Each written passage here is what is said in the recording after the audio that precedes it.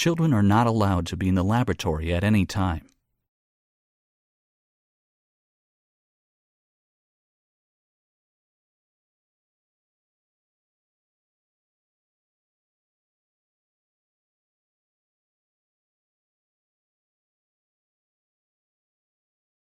Allergy problems do run in the family, but we don't understand why.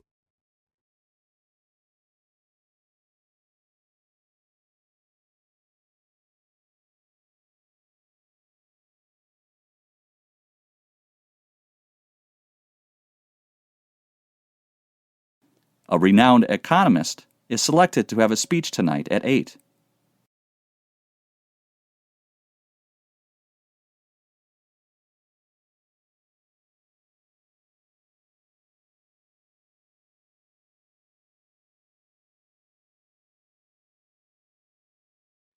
Anyone who has a problem with their accommodation should speak to the welfare officer.